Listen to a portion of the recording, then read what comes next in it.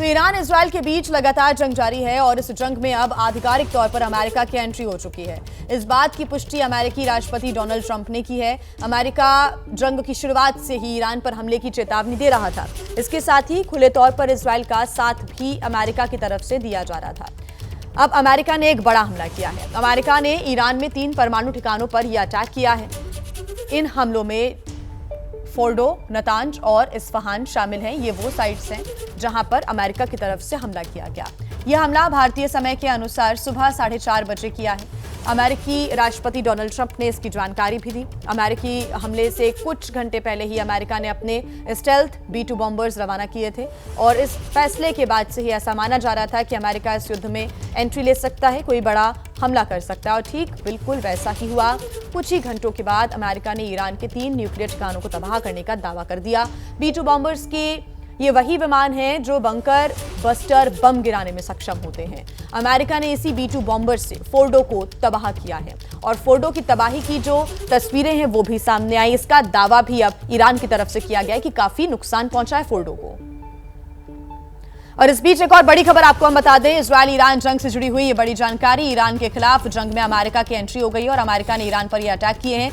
3 nuclear ठिकानों पर हमला किया गया है। फोर्डो, नतांज और इस्फहान पर यह अटैक किए गए हैं। हमले में B-2 बॉम्बर्स का इस्तेमाल किया गया है, जिसके बाद फोर्डो पूरी तरीके से तबाह हो गया है। ये भी बड़ी जानकारी मिल रही है और इस बात को लेकर लगातार जो तस्वीरें अब और साफ और स्पष्ट होती जा रही हैं कि फोर्डो को कितना ज्यादा नुकसान हुआ है। दावा किया जा रहा है कि फोर्डो पूरी तरीके से तबाह हो गया है। साथ ही राष्ट्रपति डोनाल्ड ट्रंप का ये कहना है कि अगर ईरान की तरफ से कोई भी पलटवार किया जाता है तो इससे भी ज्यादा प्रिसिशन के साथ हमला किया जाएगा।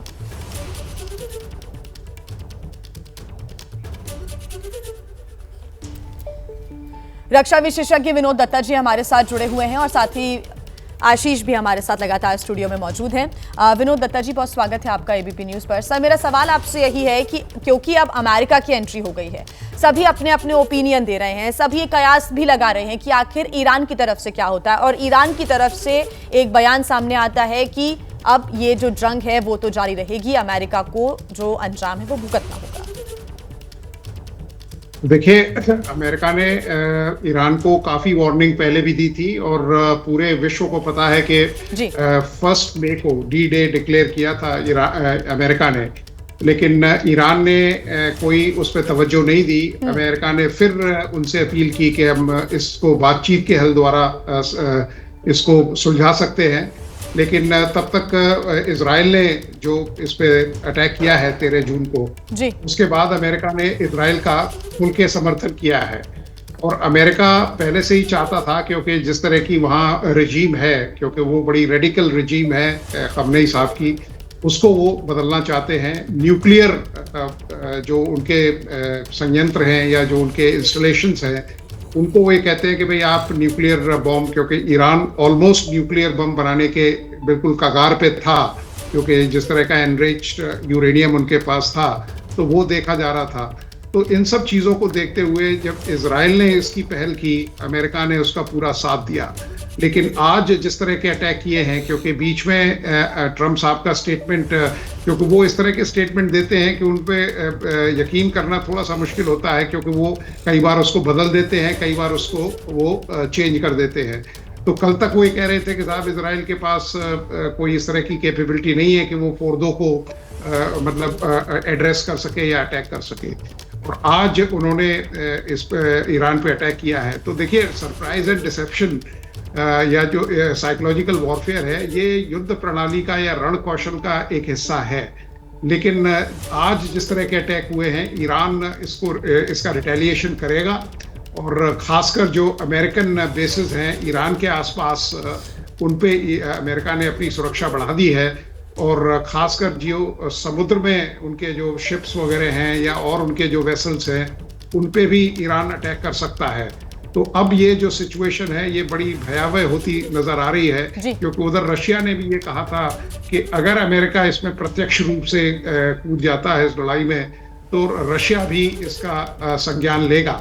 तो अब ये देखना होगा कि भाई क्या ये जो देश हैं जो ईरान के पाले में खड़े हुए हैं, जैसे रशिया हो गया, चाइना ऑफ कोर्स उसने कोई स्टेटमेंट ऐसे नहीं दिए हैं, लेकिन सामरिक तौर पे वो ईरान की मदद कर रहा है। तुर्की, क्योंकि तुर्की के कल जो मतलब ओआईसी की मीटिंग हुई थी उसमें ये कहा था एर्दोगान ने कि साहब हम अब मिसाइल प्रोड्यूसिंग कंट्री बनने वाले हैं, तो वहां से क्या मदद आती है अब ये देखने वाली बात है। लेकिन हाँ, ये सिचुएशन जो है बहुत अलार्मिंग है और पूरे विश्व के लिए ये एक बहुत ही चैलेंजिंग सिचुएशन है, क्योंकि ईरान डेफिनेटली अटैक करेगा और अमेरिका भी अब पीछे हटने वाला नहीं है। विनोद दत्ता जी, आप बने रहिएगा हमारे साथ। आशीष, क्योंकि अब एक्सपर्ट्स का भी ये कहीं ना कहीं मानना है कि चांसेस यही ज़्यादा हैं कि ईरान अटैक करेगा और रशिया और चाइना की जो स्थितियां हैं या उनकी जो पोजीशन क्या होती है वो बहुत क्रूशियल हो जाती है। हालांकि सीधे तौर पर चाइना की तरफ से कोई बयान तो सामने नहीं आया था, लेकिन कुछ दिन पहले की अगर हम बात करें तो अमेरिकी राष्ट्रपति डोनाल्ड ट्रंप की और पुतिन की बात भी हुई थी फ़ोन पर। अब ये नहीं मालूम कि किसको लेकर बात हुई थी, ईरान इजराइल की जंग को लेकर बातचीत हुई थी, लेकिन यहाँ पर रशिया सीधे तौर पर ईरान का कहीं ना कहीं समर्थन कर रहा है। फिर राष्ट्रपति डोनाल्ड ट्रंप पाकिस्तान से भी मुलाकात करते हैं। वो वाकई स्ट्रैटेजी को बुन रहे थे उस समय और सभी से बात भी कर रहे थे। जी हाँ, बिल्कुल। एंड मुझे तो ऐसा लगता है कि ही डैम केयर्स। वो उन्होंने कम से कम इस बार दिखा दिया है कि आपको जो पोजीशन लेनी है लीजिए।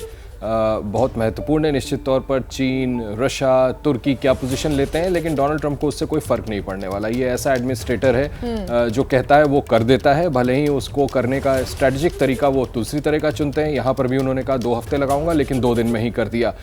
लेकिन ये आप बिल्कुल ठीक कह रही हैं कि जब उन्होंने रशियन प्रेसिडेंट से बात की थी पुतिन से, तो निश्चित तौर पर इसका इशारा तो पहले कर ही दिया होगा। चीनी राष्ट्रपति को पहले इशारा तो कर ही दिया होगा कि वो इस तरह का विचार कर रहे हैं कि ईरान को आप ठीक है, आप हमें उपदेश दे रहे हैं, आप कह रहे हैं कि अमेरिका इंटरवीन ना करे, आप रोक लें उनके न्यूक्लियर एनरिचमेंट को।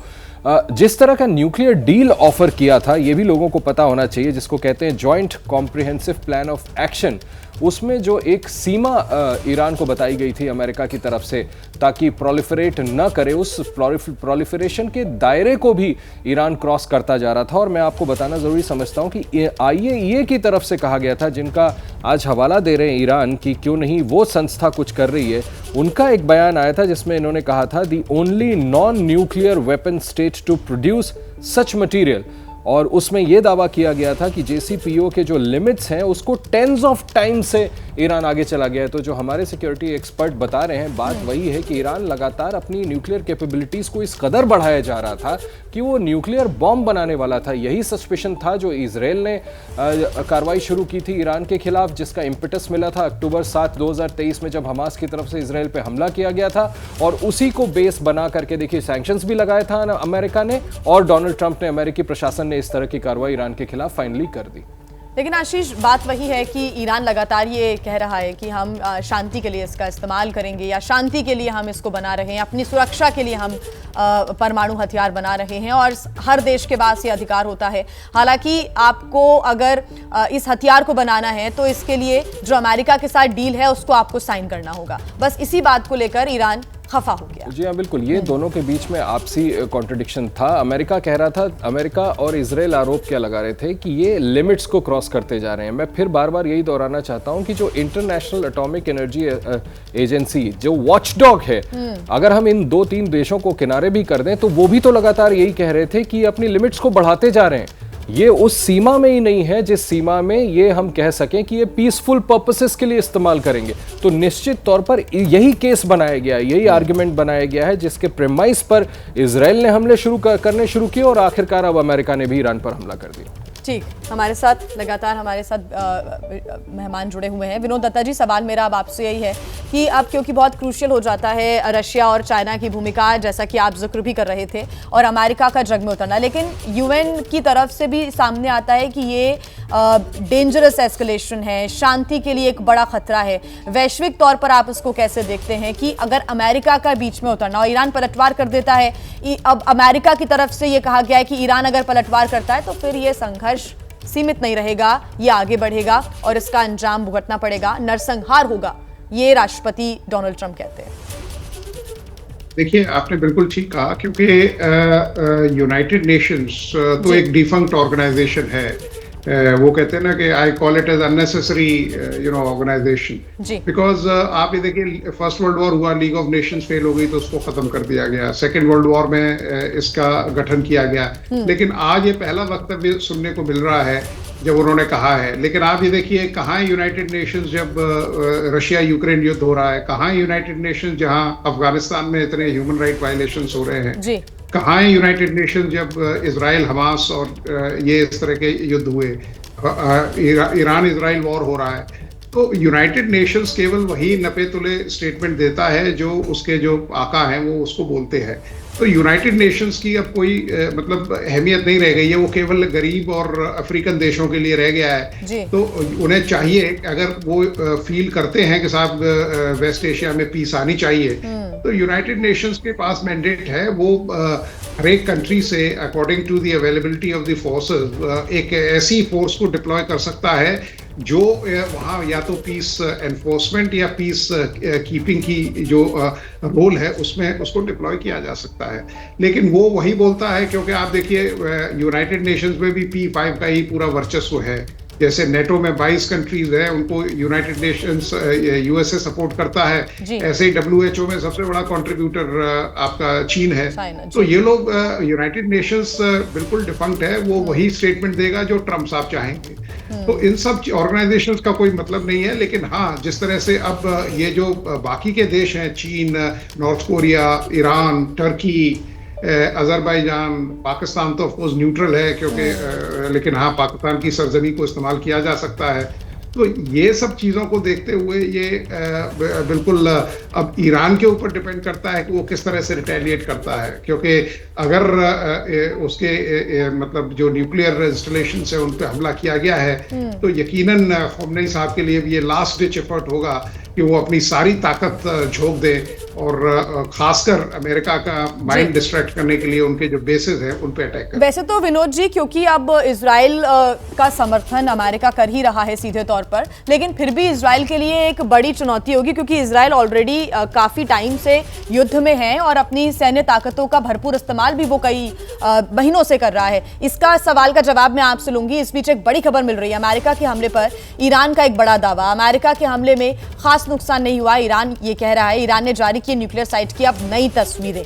तो बड़ी खबर इस वक्त मिल रही है, अमेरिका ये दावे करता है कि हमने कई न्यूक्लियर साइट्स को तबाह कर दिया है। 3 न्यूक्लियर साइट्स का नाम भी लिया है, नतांज, फोर्डो और इस्फहान। इन तीनों साइट्स को तबाह करने का जो दावा है अमेरिका की तरफ से किया गया, लेकिन अब अमेरिका के हमले में खास नुकसान नहीं पहुंचा है, कहना है ईरान का। और ये कुछ नई तस्वीरें भी ईरान की तरफ से जारी की जाती हैं, न्यूक्लियर साइट की ये नई तस्वीरें, और कहा कि बहुत ज्यादा कोई खास नुकसान नहीं पहुंचा है। जबकि अमेरिका की तरफ से B-2 बॉम्बर्स का इस्तेमाल किया गया है, मदर ऑफ ऑल बॉम्ब्स का इस्तेमाल यहां पर होता है, जिसके बाद फोर्डो को तो पूरी तरीके से तबाह करने की बात अमेरिका कहता है, दावा करता है। विनोद दत्ता जी हमारे साथ लगातार जुड़े हुए हैं। विनोद दत्ता जी, ईरान की तरफ से हालांकि अब जो तमाम ईरान के समर्थन में भी जो देश हैं या फिर खुद ईरान भी है, वो इस प्रकार के बयान ज़रूर देंगे कि हमें कोई नुकसान नहीं हुआ है। अपना कॉन्फिडेंस ज़रूर वो ग्लोबली दिखाने की कोशिश करेंगे। और ये नई तस्वीर भी अब आई है, ईरान ने जारी की है न्यूक्लियर साइट की, कि यहाँ पर हमें कोई नुकसान नहीं हुआ है। और ईरान के राष्ट्रपति पेजेश्कियान पहले ये कह चुके हैं कि हम अपना जो न्यूक्लियर प्रोजेक्ट है उस पर काम नहीं रोकेंगे, हम नहीं झुकेंगे। बिल्कुल, देखिए ईरान ने जो ये कहा है, क्योंकि कोई भी इस तरह के इंस्टॉलेशंस बनाए जाते हैं, क्योंकि ईरान ने न्यूक्लियर वेपन्स की या न्यूक्लियर प्लांट्स की जो नींव रखी थी वो एक कॉन्फ्लिक्ट के दौरान ही रखी थी। तो उसे मालूम था कि अमेरिका कभी भी किसी भी समय इन पे अटैक कर सकता है। तो इनके जो सिक्योरिटी मेजर्स हैं या उनके जो मतलब इंस्टॉलेशन इम्पेरेटिव्स हैं वो इस तरह से लिए जाते हैं कि अगर आप ताइवान का भी देखें तो ज़्यादातर ताइवान की जो ट्रुप्स है या जो उसके मेन इंस्टॉलेशंस है वो ईस्टर्न ताइवान में है। तो वहाँ भी इस तरह की चीज़ें, क्योंकि पहाड़ों का वो लिया जाता है, पहाड़ों में पहली बात तो एक इनहेरेंट सिक्योरिटी रहती है, क्योंकि एयरफोर्स कोई बहुत ज़्यादा कामयाब नहीं होती है हिल्स वगैरह में। दूसरी चीज़ उसको डेप्थ दी गई है। तो यस, ईरान का ये कहना कि साहब इंस्टॉलेशंस को बहुत ज़्यादा नुकसान नहीं दिया है, हो सकता है पेरिफेरली नुकसान हुआ हो, लेकिन हाँ, इस बात का यकीन किया जा सकता है कि वो अब न्यूक्लियर जो प्रोडक्शन है या जो उसका एनरिचमेंट है उस एक्टिविटी को वो अब कैरी आउट नहीं कर पाएंगे, क्योंकि डिसरप्शन तो यकीनन हुआ है, अगर पूरी 100% उनको नुकसान नहीं पहुंचा है, क्योंकि न्यूक्लियर प्रोडक्शन या न्यूक्लियर एनरिचमेंट एक बड़ा ही high precision and high security and safety वाला एक्टिविटी है। तो उसके क्योंकि अगर इस तरह की बम्बार्डमेंट हुई है तो यकीनन वो ऑपरेटिव तो नहीं होंगे, या उसमें कोई टेम्पररी जो पॉज है वो आ जाएगा। जी, और इसके पहले भी क्योंकि एक बड़ी चोट यहाँ पर दी गई थी इजराइल की तरफ से ईरान को भी। आशीष, मेरा सवाल आपसे ये भी होगा कि पहले तो न्यूक्लियर साइट पर काम कर रहे या न्यूक्लियर हथियारों को बनाने में काम कर रहे जो टॉप साइंटिस्ट हैं उनको मार गिराने का दावा यहाँ पर इजराइल करता है, और अब हालांकि विनोद दत्ता जी कह रहे हैं कि हो सकता है कि जो पेरिफेरल नुकसान है वो हुआ होगा, लेकिन इस प्रकार से जो साइट्स बनाई जाती हैं, पहाड़ी इलाका होता है, यहाँ पर सीधे तौर पर टारगेट करके नुकसान पहुंचाना थोड़ा सा मुश्किल हो जाता है। इस बीच एक बड़ी खबर मिल रही है, लगातार इस जंग से जुड़ी हुई ये बड़ी जानकारियां सामने आ रही है। अमेरिका के सैन्य बेस को निशाना बना सकता है ईरान। मिडिल ईस्ट में ईरान के निशाने पर अमेरिकी सैन्य बेस, ईरान के टारगेट पर मिडिल ईस्ट में हर अमेरिकी नागरिक। ईरान में यूएसए के अल असद एयर बेस पर हमला संभव माना जा रहा है। अमेरिकी दूतावासों को भी निशाना बना सकता है ईरान। वॉशिंगटन पोस्ट में ईरान मामलों की जानकार के हवाले से ये रिपोर्ट छपी है और ये बड़ी खबर मिल रही है। ईरान के टारगेट पर अब मिडिल ईस्ट में हर अमेरिकी नागरिक। विनोद दत्ता जी हमारे साथ लगातार जुड़े हुए हैं। विनोद दत्ता जी, क्योंकि ईरान अब लगातार फ्रंट फुट पर आकर ये बोल रहा है खुले तौर पर, और ये तो इसका जिक्र पहले से ही किया जा रहा था कि अब जो युद्ध होगा वो खुले तौर पर होगा, कि हम सीधे तौर पर अमेरिका के जितने भी बेस यहाँ पर मौजूद हैं, इवन ये भी कह रहा है कि मिडिल ईस्ट में हर अमेरिकी नागरिक पर हमारा टारगेट है। ये तो एक बड़ी बात ईरान कह रहा है। बिल्कुल, देखिए, क्योंकि अमेरिका को डिस्ट्रैक्ट करने के लिए या उसको उसके ऊपर नुकसान पहुंचाने के लिए जो भी अमेरिकन बेसेस हैं, आप ये देखिए इराक में उसके बड़े बेसेस हैं, बिल्कुल करीब है उसके, बाकी जो मेडिटेरेनियन वगैरह में और भी कई जगह उसके जो यूएसएस के जो नेवी के शिप्स हैं उन पे वो अटैक करेगा। वहाँ के जो नागरिक जो बेसेस हैं जहाँ और भी इस तरह की चीज़ है, क्योंकि देखिए आजकल वॉरफेयर जो है वो बिल्कुल प्रिसीशन वॉरफेयर है आजकल। मतलब आप अगर ये चाहते हैं, आपने खुद देखा ऑपरेशन सिंदूर में किस तरह से भारतीय सशस्त्र सेनाओं ने मतलब मरकज सुभान अल्लाह को बिल्कुल बर्बाद कर दिया और बगल वाली दीवार को कुछ नहीं होने दिया। तो ये एक प्रोफेशनल आर्मी जो भारत की आर्मी है उसका एक मतलब एग्जाम्पल या उसका एक मिसाल दी गई थी। तो आजकल तकरीबन हर आदमी की, और ईरान विश्व की 9वीं बड़ी ताकत है, तो और उसके पास इस तरह का असला है, क्योंकि हालांकि उसकी एयरफोर्स उतनी मजबूत नहीं है, सबसे बड़ी जो वीकनेस है, क्योंकि उसके ऊपर जितने सैंक्शंस लगे हैं, इसीलिए आप देखिए उसके यहाँ जो एयरक्राफ्ट वगैरह, हेलीकॉप्टर्स वगैरह ज़्यादा क्रैश होते हैं, तो वो उसके पास कैपेबिलिटी नहीं है, लेकिन मिसाइल टेक्नोलॉजी में वो काफ़ी सक्षम है और उन्हीं से वो इस तरह के अटैक करेगा। तो अमेरिका हालांकि चौकन्ना है। अमेरिका ने अपनी काफ़ी जैसे वो सुल्तान अपना एयरबेस है वहाँ उनको बढ़ाया है, वहाँ करीब 50 F-16 लगाए गए हैं, C-130 ग्लोब मास्टर को प्लेस किया है, और भी इस तरह के रिफ्यूलर्स को बेस किया है। तो अमेरिका पूरी तैयारी से उतरा है, लेकिन हाँ, अगर बड़ी ताकत को नुकसान पहुंचाया जाता है तो यकीनन it is a hit on the soft valley. बिल्कुल। विनोद दत्ता जी, आप बने रहेगा हमारे साथ। आशीष, ये सवाल बिल्कुल लेमन टर्म्स में मैं आपसे जानना चाहूँगी कि क्योंकि इजराइल पिछले 7 अक्टूबर 2023 से लगातार हमास के साथ जंग लड़ रहा है, हालांकि तनाव की स्थितियां तो बहुत पहले से कि पिछले कई सालों से चल रही हैं, लेकिन इजराइल के लिए क्या ये एक बड़ी चुनौती होगा? इसमें कोई शक नहीं है, कोई दो राय नहीं है कि अमेरिका इजराइल के पूर्ण समर्थन में अब आ चुका है, वो पूरा सहयोग कर रहा है और अब तो खुद भी जंग में उतर आया है, लेकिन इजराइल के लिए कितनी बड़ी चुनौती, कितना नुकसान आगे भी इजराइल को झेलना पड़ेगा? अब देखिए, ये तो डिपेंड करेगा ना कि ईरान की तरफ से किस तरह का रिटेलिएशन होता है। इजराइल तो कैलकुलेट करके ईरान पर हमले कर रहा था। ईरान ने इजराइल पे जवाबी कार्रवाई भी शुरू कर दी थी, और मैंने आपको बताया था कि जिस तरह से ईरान की तरफ से हमले इसराइल पे किए जा रहे हैं उसमें 85 to 90% एयर स्ट्राइक्स तो रोकने में उनकी एयर डिफेंस सिस्टम कामयाब हो रही थी, लेकिन छोटा सा देश है, हैबिटेड स्टेट है जहां पर ज़्यादातर जगहों पे लोग रहते हैं। ऐसे में जो हमले हो रहे थे उनका इम्पैक्ट सिविलियन एरियाज़ पे आ रहा था, मिलिट्री एरियाज़ पे आ रहा था। और देखिए इसराइल के बारे में भी इस बात का हमको ध्यान रखना पड़ेगा कि इसराइल मिलिटरीली बहुत मजबूत देश है, लेकिन अमेरिका जितना मजबूत देश भी नहीं है। इस तरह से न्यूक्लियर साइट्स को ज़मीन के नीचे ढूंढ करके मारना जो B2 बॉम्बर्स अमेरिका के पास है वो इसराइल के पास नहीं है। तो कहीं ना कहीं सतर्क तो इसराइल को रहना पड़ेगा, लेकिन ईरान की जो स्थिति अमेरिका ने खुद डायरेक्टली मिलिटरीली इंटरवीन करके कर दी है, उसके बाद इसराइल से ज़्यादा मुझे लगता है खतरा ईरान पर है। और जिस तरह की खबर अभी आप बता रही थी कि वॉशिंगटन पोस्ट की तरफ से इस तरह का असेसमेंट दिया गया है कि इन इलाकों में इन एयर बेसिस को या इन बेसिस को अमेरिका के टारगेट कर सकता है, उनके नागरिकों को टारगेट कर सकता है ईरान, तो ये अपने आप में बताता है कि वो फिर उनके जो प्रॉक्सीज हैं उनका इस्तेमाल कर सकता है। हिजबुल्लाह की तरफ से हमले हो सकते हैं, हूती मिलिशिया की तरफ से हो सकते हैं। बिल्कुल। ईरान इजराइल के बीच जारी जंग में अब आधिकारिक तौर पर अमेरिका की एंट्री हो चुकी है और इस बात की पुष्टि अमेरिकी प्रेसिडेंट डोनाल्ड ट्रंप ने खुद की है। अमेरिका जंग की शुरुआत से ही ईरान पर हमले की चेतावनी दे रहा था, इसके साथ ही खुले तौर पर इजराइल का साथ दे रहा था। अमेरिका ने ईरान में 3 परमाणु ठिकानों पर हमला किया है, इसमें फोर्डो, नतांज और इस्फहान शामिल है। यह हमला भारतीय समय के मुताबिक सुबह 4:30 बजे हुआ है। अमेरिका राष्ट्रपति ट्रंप ने इसकी जानकारी दी। अमेरिकी हमले से कुछ घंटे पहले ही अमेरिका ने अपने स्टेल्थ B2 बॉम्बर्स रवाना किए थे। इस फैसले के बाद से ही ऐसा माना जा रहा था कि अमेरिका इस युद्ध में एंट्री ले सकता है और ठीक बिल्कुल वैसा ही हुआ।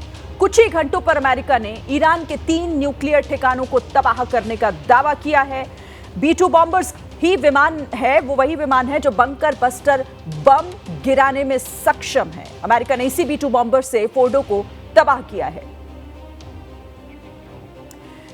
तो अमेरिका के अटैक की 3 तस्वीरें हैं। अमेरिका ने किस तरीके से ईरान पर हमला बोला, 3 न्यूक्लियर साइट तबाह कर दिए हैं। B2 बॉम्बर का इसमें इस्तेमाल किया गया। ईरान इसराइल जंग का आज 10वां दिन और अब ये और ज्यादा भयावह इस लिहाज से हो गया है क्योंकि जिसकी हम लगातार जिसकी चर्चा कर रहे थे कि अमेरिका इस जंग में क्या कूदेगा और किस तरीके से, तो देखिए अब अमेरिका ने इस जंग में अपना दखल दे दिया है। सीधे तौर पर उसने ईरान में 3 न्यूक्लियर साइट को तबाह किया है। तो अमेरिका का ये सरप्राइज अटैक, किसी को हमले की भनक तक नहीं लगने दी अमेरिका ने, क्योंकि 2 हफ्तों की बात कही गई थी और उसके बाद अमेरिका ने ईरान पर यह अटैक किया है। लेकिन राष्ट्रपति ट्रंप ने अचानक एक छुट्टी रद्द की। नेशनल सिक्योरिटी की बैठक में शामिल हुए वो। B2 बॉम्बर्स के गुआम जाने की खबर फिर सामने आई। गुआम की जगह ईरान पहुंचे B2 बॉम्बर्स। तो ये किस तरीके से अपनी रणनीति बदली या पहले से ये पूरी प्लानिंग थी और इसकी भनक तक नहीं लगने दी गई। ईरान की 3 न्यूक्लियर साइट पर निशाना साधा, उस पर हमला किया है अमेरिका ने। फोर्डो, नतांज, इस्फहान साइट जिस पर अटैक किया गया और सबसे बड़ा पेलोड फोर्डो न्यूक्लियर साइट पर गिराया है। सुबह राष्ट्रपति ट्रंप ने एक्स पर पोस्ट कर इस हमले की उन्होंने खुद जानकारी दी है। इसे पुष्ट किया है कि यह हमला अमेरिका ने किया है ईरान पर, क्योंकि अमेरिका लगातार चेतावनी दे रहा था। लेकिन जिस तरह से ऐसा लग रहा था कि कहीं ना कहीं अब इस मामले में शायद अमेरिका अभी डायरेक्ट नहीं कूदेगा, क्योंकि अमेरिका खुद ये कह चुका था, उनकी तरफ से कहा गया था कि 2 हफ्तों का हम इंतजार करेंगे। लेकिन क्या ये स्ट्रैटेजी थी अमेरिका की जिसकी वजह से उसने इंतजार करने की बात तो की, लेकिन फिर किस तरह से ये हमला कर दिया? इस पर बात करने के लिए हमारे साथ कुछ खास मेहमान जुड़ेंगे और उनका भी हम रुख करेंगे और समझेंगे कि आखिर अब ये युद्ध किस दिशा में जाता हुआ दिख रहा है और इसके मायने क्या हो जाते हैं अगर अमेरिका ने ईरान पर अटैक कर दिया है। क्योंकि ईरान अब चुप तो नहीं बैठेगा, लेकिन ईरान की तरफ से अब क्या किया जा सकता है अमेरिका को नुकसान पहुंचाने के लिए, इस हमले का जवाब देने के लिए, पलटवार करने के लिए, ये यहाँ पर बहुत महत्वपूर्ण हो जाता है। लेकिन 3 न्यूक्लियर साइट को निशाना ईरान में अमेरिका ने बनाया है। हमारे साथ मेरे सहयोगी आशीष जी यहाँ पर स्टूडियो में लगातार जुड़े हुए और साथ ही हमारे साथ पूर्व राजनयिक दीपक वोरा जी भी हैं। दीपक जी, सबसे पहले मैं आप ही के पास आती हूँ इस सवाल के साथ कि अमेरिका 2 हफ्तों की बात कर रहा था, किसी को भनक नहीं लगी और ईरान की 3 न्यूक्लियर साइट पर उसने अटैक कर दिया। ये स्ट्रैटेजी आपको कैसे समझ आ रही है सर? इसका एनालिसिस आप किस तरह से करेंगे? इसको कहते हैं स्ट्रेटेजिक डिले और स्ट्रेटेजिक डिसेप्शन। आपको याद होगा भारत ने ऑपरेशन सिंदूर के अंतर्गत अटैक किया था कुछ आतंकी हमले आतंकिस्तान में। किसी को भनक नहीं लगी थी जब अटैक हो गया उसके बाद इसको स्ट्रेटेजिक डिसेप्शन कहते हैं। आराम से वेट करते हैं कि अभी करेंगे, कल करेंगे, परसों करेंगे, कितनी देर तक आप फुल अलर्ट पे रहेंगे दूसरा देश, फिर वो थोड़ा सा रिलैक्स करते हैं और ये होता है। अब जहां तक डोनाल्ड ट्रंप साहब ने जो किया है, आपने उनका बयान सुना है, आपने बेंजामिन नेतन्याहू का बयान सुना है कि ये पार्टनरशिप हमारी बहुत जबरदस्त रही है। इसका मतलब काफी देर से इसकी तैयारी हो रही थी और आपने बिल्कुल सही फरमाया कि वो भी हिंट्स दे रहे थे क्या होने वाला है, लेकिन ईरान उन हिंट्स को देने को समझने को तैयार नहीं था। वो ये सोच रहा था कि अमेरिका बोलता रहता है, 2 हफ्ते की बात मांग रहा है, मोहलत, कुछ नहीं करेगा, सोच रहा है कि 2 हफ्ते के अंदर अपने आप भगवान शांति ले आएगा वहां पे एटसेट्रा, अमेरिका डायरेक्टली इन्वॉल्व नहीं होगा। लेकिन मैम इसके 3 परिणाम जो मैं देख रहा हूँ, सबसे पहले डोनाल्ड ट्रंप साहब की जो पर्सनल रेटिंग है अमेरिका में वो बढ़ रही है। कहते थे कि ट्रंप ऑलवेज चिकन्स आउट, वो हमेशा डर जाता है, पीछे हट जाता है। अब उसने साबित कर दिया कि मैं भी बहुत मजबूत हो सकता हूं, जो मेरे इरादे हैं मैं उनको दिखाऊंगा। दूसरा, ये हमने साबित कर दिया, पूरी दुनिया, मेरी बात मानिए मैम, पूरी दुनिया राहत की सांस लेगी कि ईरान को सबक सिखाया गया है। ईरान से मैं पूछता हूं, सारी दुनिया पूछती है कि आप तो मिडिल ईस्ट के नेशन है ही नहीं, वहां पे क्यों फुदक रहे हैं आप, इतना क्यों तंग कर रहे हैं, बाकी सब तो पीछे हट गए हैं, आप क्यों वहां पे लगे हुए हैं अकेले। और तीसरी चीज जो बिल्कुल सही कहा है डोनाल्ड ट्रंप साहब ने कि ईरान और उसकी प्रॉक्सीज ने बहुत तबाही मचाई हुई थी, ना सिर्फ इजराइल में बल्कि दुनिया के और देशों में भी। ये हिजबुल्ला, हमास जैसे जो आतंकी हैं जिनका ईरान समर्थन करता था, लोगों को उन्होंने बहुत सताया है। अब जो है ये टाइम आ गया है कि उनको पे बैक किया जाए। ईरान क्या करेगा मैं बता देता हूँ, बोलेगा, धमकी देगा, मैं ये कर दूंगा, वो कर दूंगा, कुछ नहीं करेगा। ईरान अकेला है। चीन का स्टेटमेंट आएगा अभी थोड़ी देर में, देखना, अमेरिकी बदमाश है, अमेरिकी चोर है, अमेरिकी डाकू हैं, हम ईरान के साथ खड़े हैं। खड़े होने का क्या मतलब होता है? खड़े होके बीजिंग में आप सल्यूट करोगे, क्या कर लोगे? रूस बहुत बिजी है यूक्रेन में, उसका भी कोई नॉर्मल सा स्टेटमेंट आएगा, लेकिन बाय एंड लार्ज कोई नहीं कुछ करेगा। और अगर ईरान ने गलती की, जो अमेरिका के बेस हैं, लेट मी फिनिश, जो 18 या 15 या 16 जितने भी बेस हैं मिडिल ईस्ट में, किसी पे हमला के, मान लीजिए कि उसका बेस यूएई में है, ईरान उस पे हमला करता है, इसका मतलब आप यूएई की टेरिटरी को भी वायलेट कर रहे हैं। ये तो फिर आप वहां पे खुद आग लगा रहे हैं और उस आग में सबसे पहले अब ईरान की मुश्किलें हर लेवल पर बढ़ती हुई दिख रही है और ईरान को आप कह रहे हैं कि सपोर्ट सिर्फ और सिर्फ जुबानी मिलेगा, इसका कोई जमीनी स्तर हमें देखने को शायद नहीं मिलेगा। आशीष, क्योंकि हम कल ही ये बात कर रहे थे कि 2 हफ्तों की बात की है अमेरिका ने, और ऐसे में क्या उसने इजराइल को अकेला छोड़ दिया? क्योंकि इजराइल में लगातार जिस तरह से ईरान अटैक कर रहा था, बड़े स्तर पर उसे नुकसान हुआ था। ये स्ट्रैटेजी थी अमेरिका की कि सबको बिजी कर दो या फिर डाइवर्ट कर दो उनका दिमाग कहीं और उसके बाद अटैक कर दो। जी बिल्कुल, देखिए स्मार्ट डिफेंस फोर्सेस ऐसे ही करती हैं। अभी एम्बेसडर वोरा हवाला दे रहे थे ऑपरेशन सिंदूर का, थोड़ा सा और पीछे चले जाइए, जो बालाकोट हमला किया था इंडिया ने, पालम एयरबेस से अपने एयरक्राफ्ट उड़ाए, उसके अलावा हिंडन एयरबेस से अपने एयरक्राफ्ट उड़ाए, गुजरात से एयरक्राफ्ट उड़ाए। ऐसे ही स्ट्रेटेजाइज करके स्मार्ट डिफेंस फोर्सेस अटैक करती हैं कि किसी को समझ ही ना आए कि कब, कहां, कैसे स्ट्राइक करने वाला है जो भी स्ट्राइकिंग नेशन होता है। और यहाँ तो हम सबसे ताकतवर, विश्व के सबसे ताकतवर देश की बात कर रहे हैं। निश्चित तौर पर अमेरिका ने इसको बहुत स्मार्टली स्ट्रैटेजाइज किया। ईरान और इजराइल के बीच में अलग से जंग चल रही थी। अब जबकि डोनाल्ड ट्रंप ने पहले कहा कि मैं 2 हफ्ते का वक्त लगाऊंगा शरीर, लेकिन इसके बीच ही gave us all a surprise, और 2 दिन के अंदर ही उन्होंने जिस तरह से हमला किया, और उसके बाद अब खुलकर के ये चेतावनी भी दे रहे हैं कि अगर इस पर जवाबी कार्रवाई ईरान करता है तो lot more easier and with more precision, बड़ा और घातक पलटवार फिर से अमेरिका करेगा। इस बीच जो लगातार सवाल उठ रहे हैं, एम्बेसडर वोरा उस पर ज़्यादा लाइट थ्रो कर सकते हैं। अभी वो 18 बेसिस की बात भी कर रहे थे जो अमेरिका का वहाँ पर है। देखिए, मुझे ये इस बात की चिंता लगती है कि ईरान जो है, ईरान के जो प्रॉक्सीज़ है वहाँ पर, हिजबुल्लाह है, हूती है, हमास जिस तरह से हमले करता रहा है, ऐसा नहीं है कि पहली बार यह हमला जवाबी कार्रवाई में होगा, पहले भी वो निशाना बनाते रहे हैं, और संभव है कि इस तरह की कोशिश एक बार फिर से डायरेक्टली और इनडायरेक्टली ईरान की तरफ से हो, और इस वजह से ऐसा लग रहा है कि अब सिचुएशन और ख़राब हो सकती है और ये बड़े रीजनल कॉन्फ्लिक्ट में कन्वर्ट हो सकता है। एम्बेसडर वोरा, मैं आपके पास आती हूँ। जो यहाँ पर आशीष कह रहे हैं, और उसको सवाल को थोड़ा और बढ़ाकर आगे कि क्या अमेरिका के पास यही एक तरीका है, यही एक रास्ता बचा था? सवाल ऐसे में ये भी उठता है कि आखिर अमेरिका को क्यों कूदना पड़ा इस जंग में? मैं आपके पास आऊंगी सर। एक बड़ी खबर पहले अपने दर्शकों को बता दें। ईरान के परमाणु ऊर्जा संगठन ने बड़ा बयान दिया है।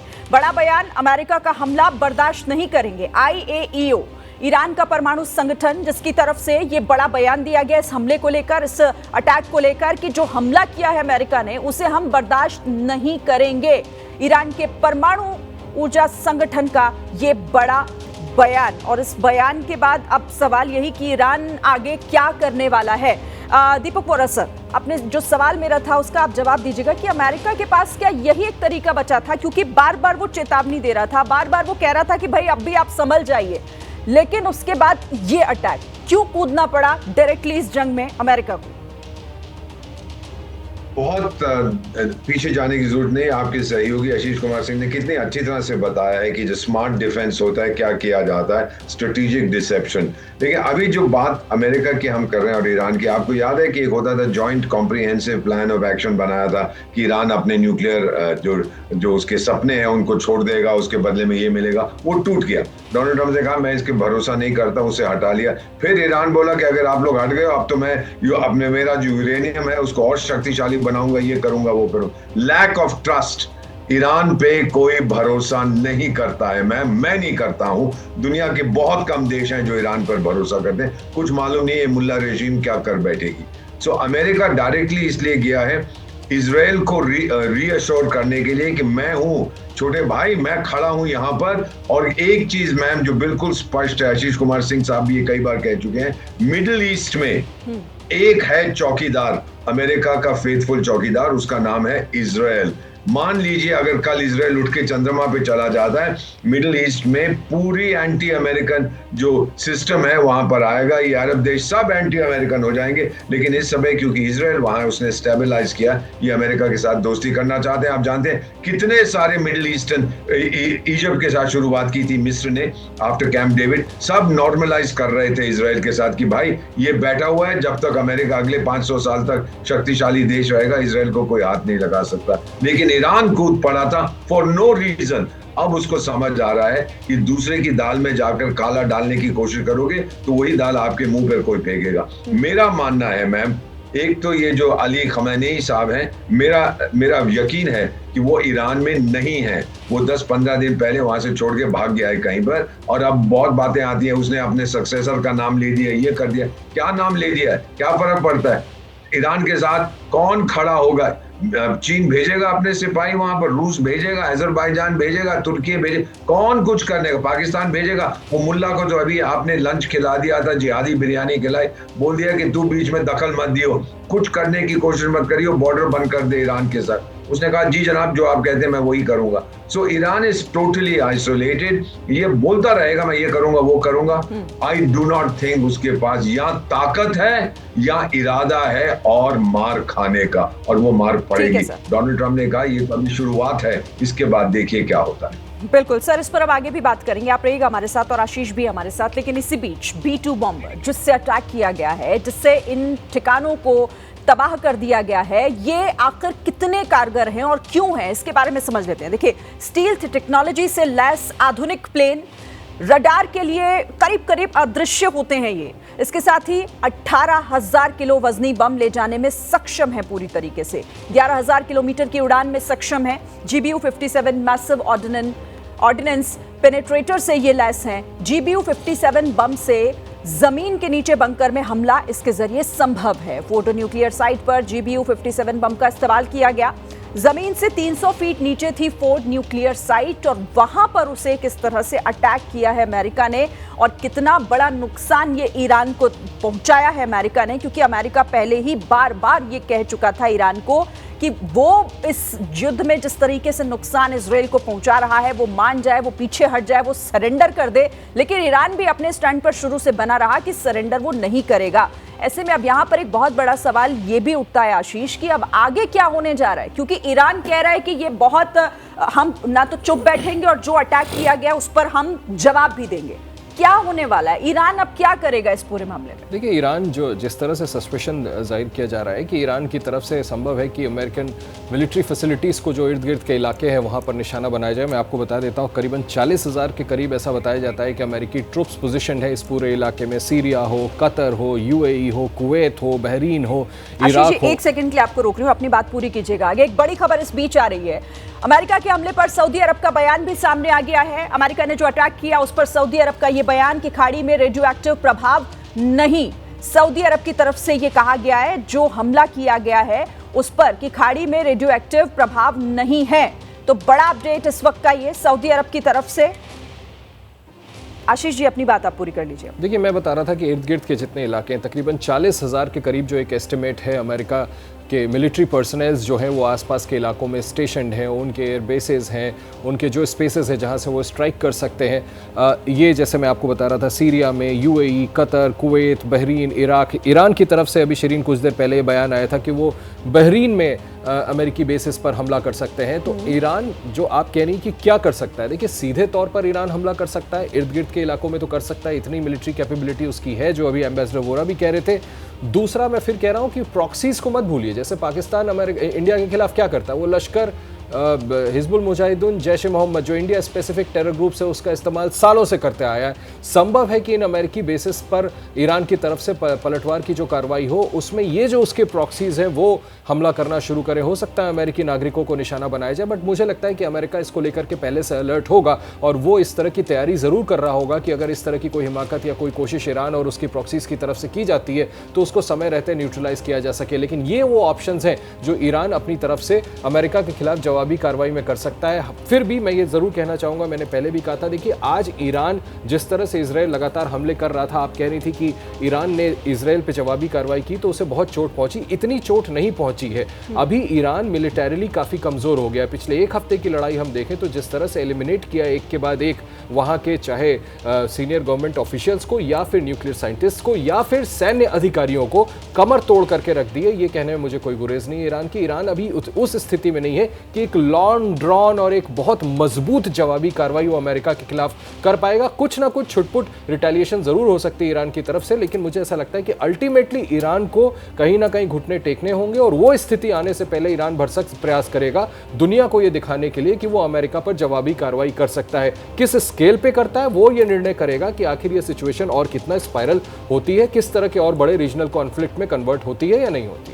दीपक वोरा सर, आपको क्या लगता है कि मतलब रिटेलिएट करेगा या फिर अब वक्त आ गया है जिसके बाद हो सकता है कि ईरान इस बारे में सोचे, क्योंकि अमेरिका का खुलकर इस युद्ध में उतर जाना उसके लिए कहीं ना कहीं एक बड़ा मैसेज जरूर है, लेकिन क्या इस बात की उम्मीद की जाए कि घुटनों पर ईरान आएगा या सरेंडर करने के मूड में फिलहाल आएगा? दो चीजें होंगी वहां पर, आप ये देख लीजिएगा। 52 साल का मुझे तजुर्बा है, 20 साल इस इलाके में रहा हूं। यहाँ तो कोई वहां रेजिम चेंज तो 100% होने वाली है, यही इरादा था इजराइल का भी शुरू से, अमेरिका का भी। ये मुल्ला सरकार इज हिस्ट्री, जैसे अमेरिका में कहते हैं, इतिहास है। कौन आएगा उसका अभी कहना मुश्किल है। प्रो वेस्टर्न आएगा, एंटी वेस्टर्न आएगा, वो देखना है मैम। आई बिलीव कि एक ऐसी गवर्नमेंट आएगी जो दुनिया को बताने की कोशिश करेगी कि मैं बहुत अच्छा बच्चा हूँ, मुझसे नाराज मत हो।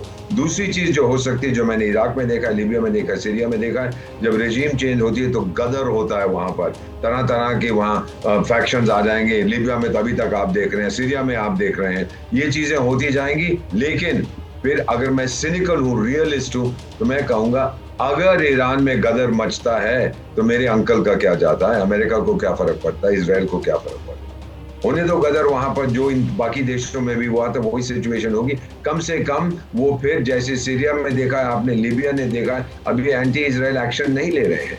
तो यही चीज वही चाहते हैं, होने दो गदर वहां पे, अपने आप बिजी रहें, लेकिन इजराइल की तरफ आंख उठा के ना देखें। इन दोनों में से एक संभावना है, अगले 48 घंटे में आपको पता लग जाएगा वहां क्या होने वाला है। आप कह रहे हैं अगले 48 घंटे महत्वपूर्ण, अगले 48 घंटों में क्या ये सिर्फ और सिर्फ ईरान की तरफ से जो जुबानी हमले किए जा रहे हैं यही, या फिर कोई कोशिश होगी? और दूसरी बात आपने ये कही कि अब ईरान करेगा क्या? ईरान के साथ तो रूस और चाइना फिलहाल दिखाई दे रहे हैं, क्योंकि दोनों ने ही अपने तरफ से ये स्टैंड क्लियर कर दिया है कि वो इस सिचुएशन में कहां पर खड़े हुए हैं। लेकिन आपको क्यों लगता है कि रूस और चाइना के साथ आने के बाद भी ईरान कहीं टिक नहीं पाएगा अब यहाँ? साथ आने के बाद क्या है, मैं भी बयान दे देता हूं कि मंगल ग्रह पे जो जंग हो रहा, मैं उनके साथ खड़ा हूं, किसी एक साइड के साथ। कहने से क्या होता है मैम, डिप्लोमेसी कह तो मैंने दिया। क्या रूस की फौज जाएगी लड़ने के लिए ईरान की तरफ से? क्या चीन की फौज जाएगी लड़ने के लिए? इस समय ईरान को सिर्फ हथियारों की जरूरत नहीं है, उसको सॉलिड सपोर्ट, मिलिट्री सपोर्ट चाहिए। देख लीजिए कि अमेरिका की फौज ने ईरान के बिहाफ पे लड़ा है, चले गए हैं ईरान को ठोकने के लिए। कौन जाएगा? अमेरिका जाके ठोकेगा इजराइल को? या चीन जाके ठोकेगा इजराइल को? No ma'am, no. ये बयानबाजी बड़ी अच्छी चीज है इंटरनेशनल डिप्लोमेसी में, दूसरे को खुश कर दो, हम आपके साथ खड़े हैं। हमारे साथ खड़े होने से क्या टाइगर? मुझे सामग्री दो, मुझे हथियार दो, मुझे लोग दो, वो सब कुछ नहीं मिलने वाला।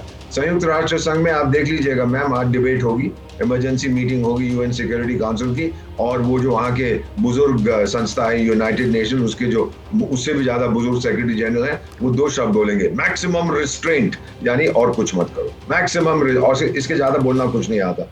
Nobody is going to take, कोई काइनेटिक एक्शन नहीं लिया जाएगा। ईरान अकेला है, जितनी जल्दी वो इस बात को समझ ले उसके लोगों के लिए उतना ही अच्छा है। 48 आवर्स इज द टाइम मैं आपको दे रहा हूं मैम। प्रिडिक्शन हम लोग नहीं करते, लेकिन इसके अंदर आप बगावत देखेंगे ईरान क्या।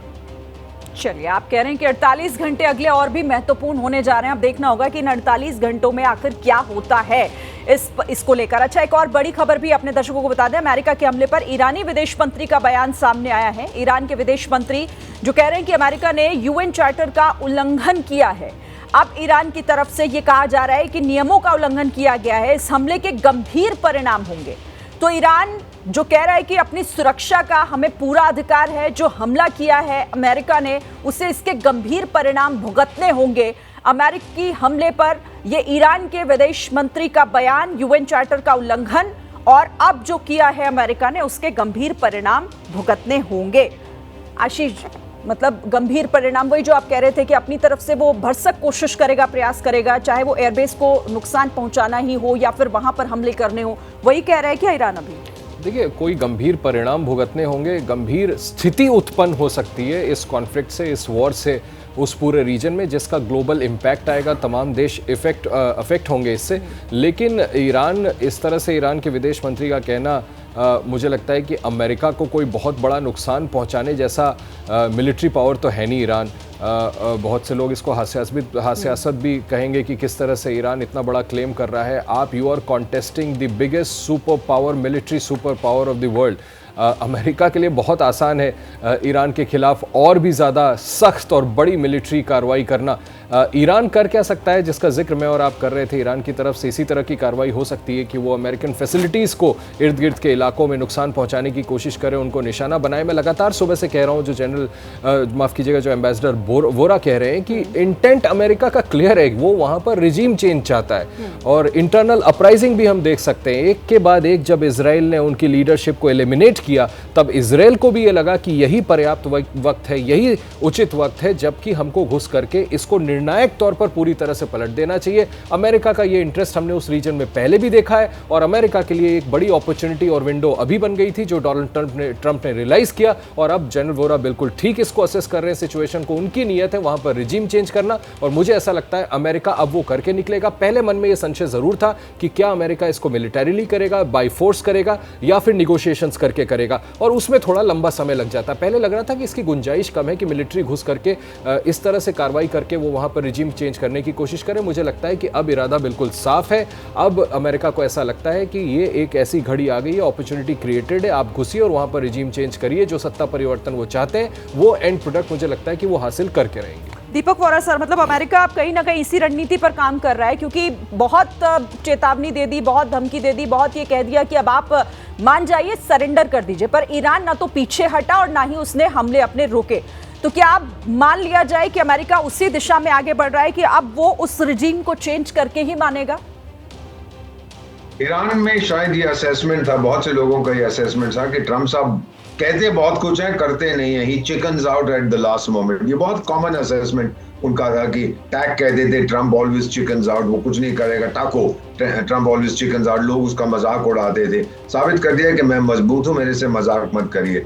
ईरान ने का भी ये शायद असेसमेंट था कि अमेरिका खूब शोर मचाएगा, लेकिन मैं वही करूंगा जो मुझे करना है, इजराइल को कमजोर करने की कोशिश करूंगा। वो शायद भूल गया था कि जूइश लॉबी मैम, जो यहूदी लॉबी है यूनाइटेड स्टेट्स में, रिपब्लिकन पार्टी में, वो कितने तगड़े हैं, फाइनेंशियल क्लाउड उनका कितना है, और वो कभी नहीं चाहेंगे मैम जो भी आप कहें, आपको भी आपका धर्म कोई भी जीने का अधिकार है। मेरे फादर तो अफगानिस्तान से थे, मैं आधा पश्तून हूं, मुझे जीने का अधिकार है, सबको है।